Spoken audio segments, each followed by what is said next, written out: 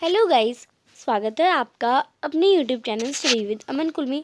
आज हम लाए हैं शिक्षा निदेशालय और राष्ट्रीय राजधानी क्षेत्र दिल्ली की वर्कशीट नंबर 56 जो कि क्लास 9 के लिए है। विषय आपका समाज विज्ञान है। डेट है जिसकी 31 दिसंबर 2021। आप अपना नाम और अपने कक्षाध्यापक का नाम लिखेंगे। आज हम अध्याय नाज़ीवाद और हिटलर का उदय जो नजीम स्टाइल जो कि आपका चैप्टर नंबर 3 है हिस्ट्री का, इतिहास का, वो हम अपना स्टार्ट करेंगे। तो वाइमर गणराज्य का जन्म क्या हुआ। पिछली वर्कशीट में आपने पढ़ा था कि प्रथम विश्व युद्ध 1914 से 1918 दो प्रमुख गुटों के बीच लड़ा गया। मित्र शक्तियाँ मुख्य देश जैसे थे फ्रांस, ब्रिटेन, रूस और अमेरिका भी थी इसमें, अमेरिका। और केंद्रीय शक्तियाँ थी मुख्य देश जर्मनी, ऑस्ट्रिया और तुर्की। ऑस्ट्रिया हमने पढ़ी थी और हमने मैप में भी फिल करी। इस प्रथम विश्व युद्ध में फ्रांस और बेल्जियम पर कब्जा करने के जर्मनी ने शुरुआत में सफलता हासिल की, लेकिन 1917 में जब अमेरिका भी मित्र देशों में शामिल हो गया तो इस खेमे को काफ़ी ताकत मिली और आखिरकार नवंबर 1918 में मित्र देशों द्वारा केंद्रित शक्तियों को हराने के बाद जर्मनी को घुटने टेकने को मजबूर कर दिया।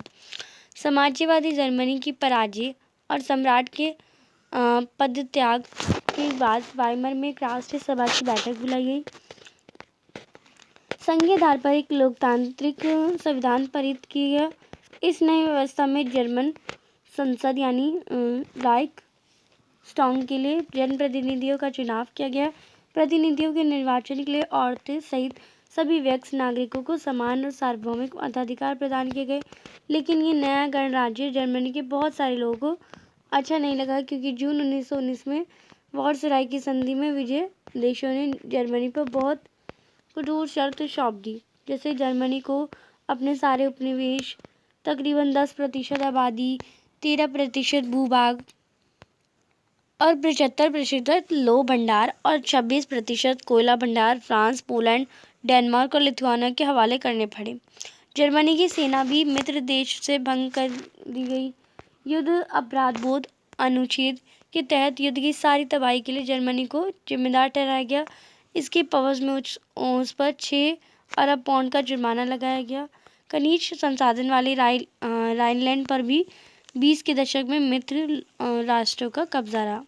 अब इसी पर रिलेटेड पहला प्रश्न है, प्रथम विश्व युद्ध कौन कौन से मुख्य देश शामिल थे। तो आप इसमें लिखेंगे प्रथम विश्व युद्ध में दो गुट मुख्य रूप से शामिल थे।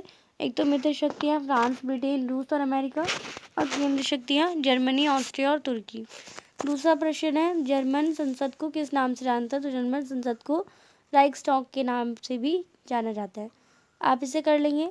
तीसरा प्रश्न है हमारा यहाँ पे तीसरा और आखिरी है, जर्मनी में राजशाही के अंत तथा नए वाइमर गणराज्य के समान तथा सार्वभौमिक अधिकारों के बाद भी बहुत सारे लोगों को इस व्यवस्था से खुश क्यों नहीं थे। तो आप इसका आंसर करेंगे, जर्मनी में वाइमर साम्राज्य के बाद भी लोग खुश नहीं थे, क्योंकि वाइमर साम्राज्य में कोई ऐसी परिस्थितियां हुई जिसने जर्मनी की हालत दयनीय हो गई।